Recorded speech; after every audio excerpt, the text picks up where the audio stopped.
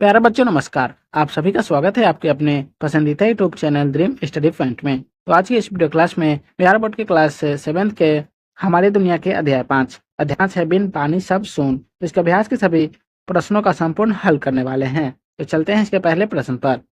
पहला नंबर प्रश्न दिया हुआ है, पानी के कौन से स्रोत है सबसे बड़ा स्रोत कौन सा है, उपयोग उसका उपयोग क्या है। इसका उत्तर होगा पानी के निम्नलिखित स्रोत है भूमि के अंदर का जल जिसे हम कुआं या हैंडपंप द्वारा प्राप्त करते हैं, नदियां पहाड़ों पर के बर्फ जो गल कर पानी बनते हैं और नदियों में पहुंच जाते हैं, तालाब झरना समुद्र।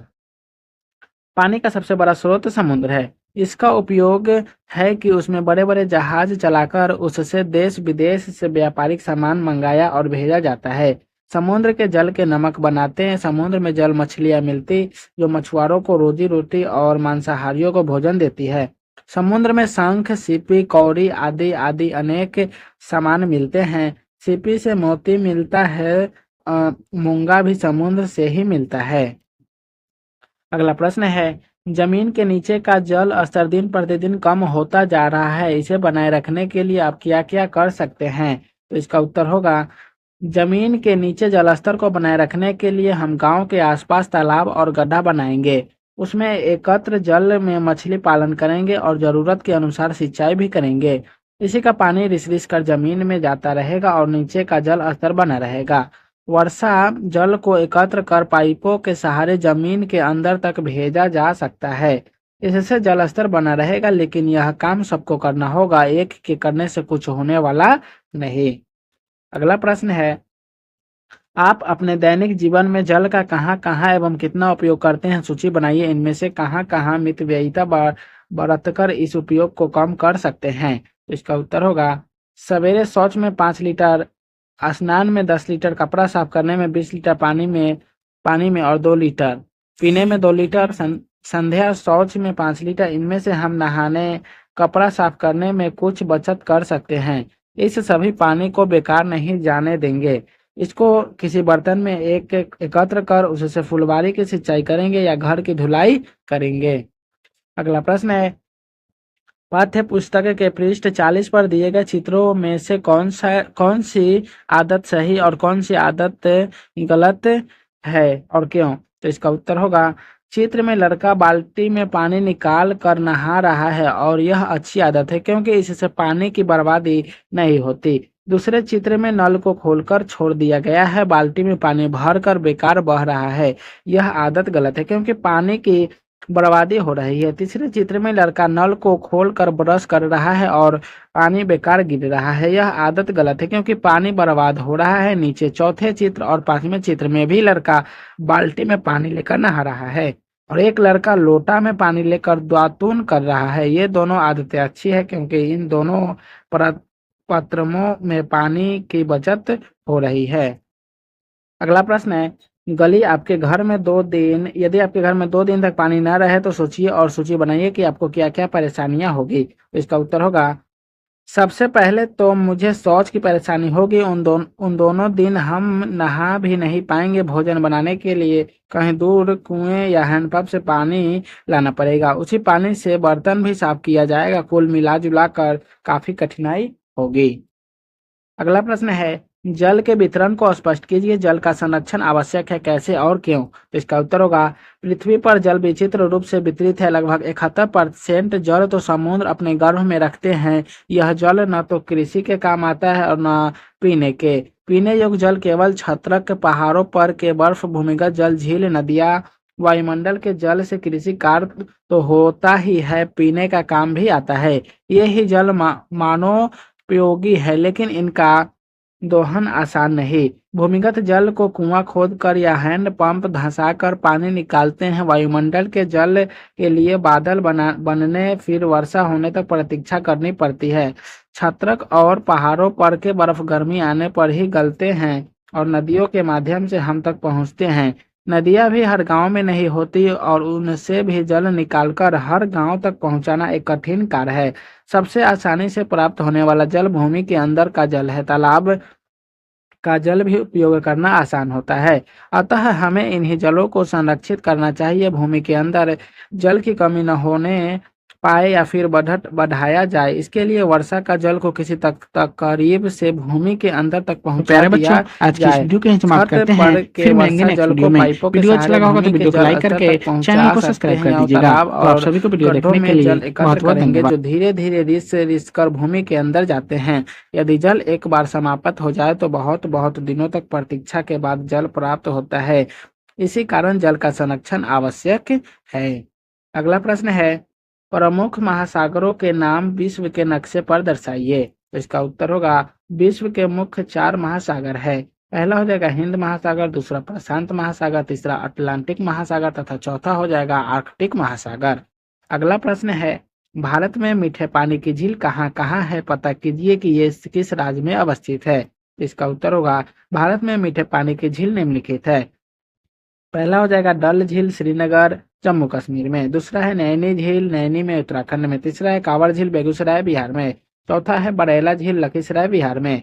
इसके अलावा बुलर झील, पिछौला झील, लूनर झील, कोलूर झील, फतेह सागर झील आदि मीठे पानी की झीलें हैं। अगला प्रश्न है, ज्वार भाटा क्या है, ये किस प्रकार उत्पन्न होता है। इसका उत्तर होगा, समुद्र का पानी जब ऊपर उठे और तटवर्ती भूमि को डूबी दे तो इसे ज्वार कहते हैं। फिर यह समुद्र जल कम होकर पीछे लौट जाए तब इसे भाटा कहते हैं। यह प्रतिदिन होता है। इसकी पहली बार ज्वार उठता है और फिर बाद में भाटा होता है।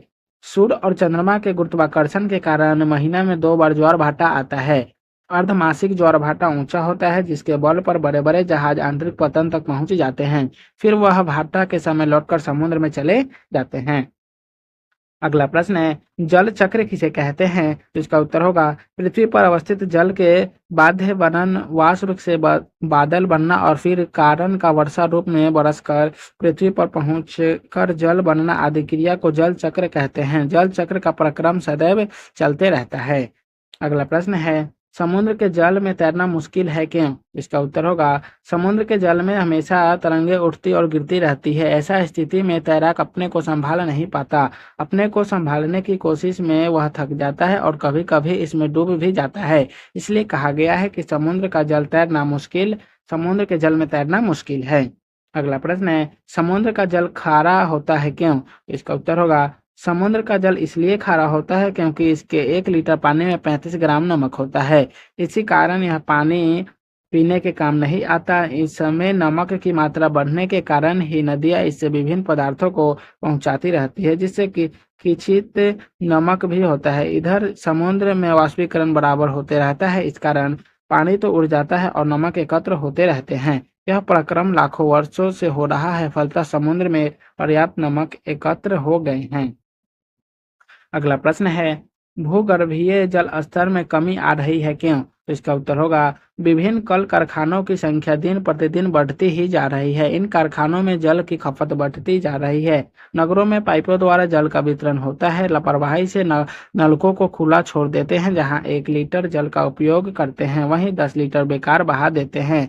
पहले जहां 1 लोटा जल से शौच कर्म पूरा हो जाता था, वह अब फ्लश के कारण 5 से 10 लीटर जल खर्च करना पड़ता है। इधर भूगर्भीय जल का उपयोग तो बढ़ा, लेकिन भूगर्भीय जल का स्तर को बचाए रखने या ऊपर करने के प्रयत्न नहीं हुआ। ये ही कारण है कि भूगर्भीय जल में कमी आ रही है।